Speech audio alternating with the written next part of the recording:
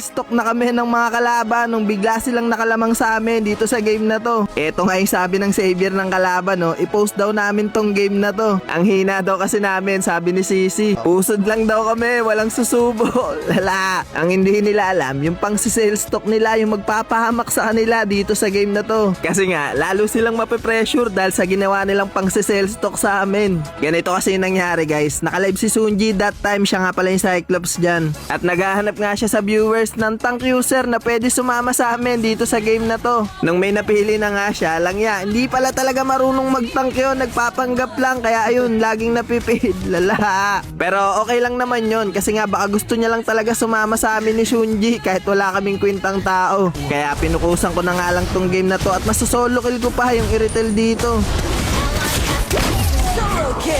Kaso nga lang early game pa lang nagkaroon na nga ng 3 deaths dito yung tank namin, tapos tinrush talk na siya ng mga random naming kakampi. Tapos nga natawa pa ako sa sinabi dito ng tank namin na Kalea. Hindi ko alam kung nagbibiro ba to, sabi niya, lag boss 3 ms. Lala. Gunggong! Bariling kita sa mukha eh!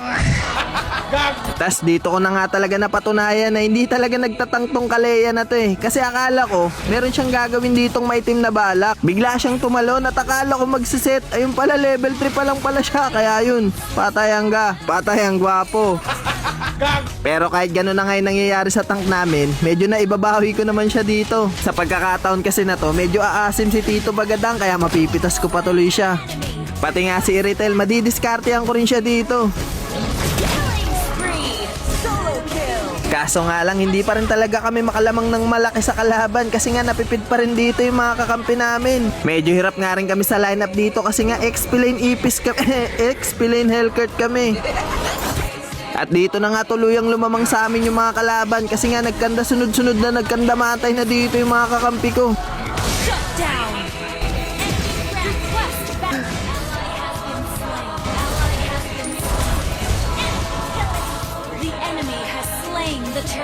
Napapasurrender na nga yung ibang kambi ko at dito na rin magaganap ang una kong pagkamatay. Lala.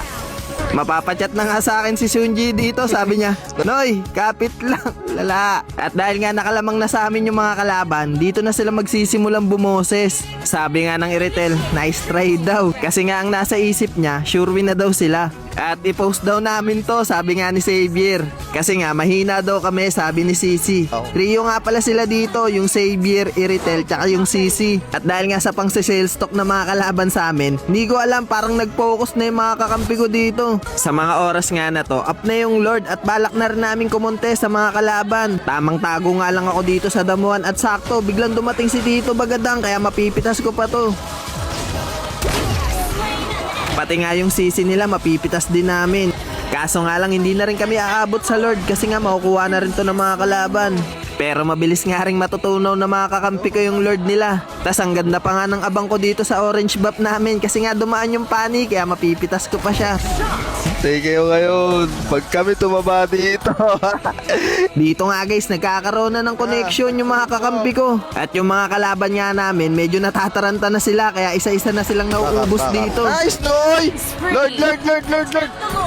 Na, Lord na, Lord. Please, Lord. Noy, atin! Ay, nakuha yung Lord. Patay kayo ngayon! Kayo, kukulit nyo kanina. Patay, gogi! Kakambakin na namin kayo. At dahil nga nasa panig na namin yung Lord ngayon, alam nyo na. DJ, music please!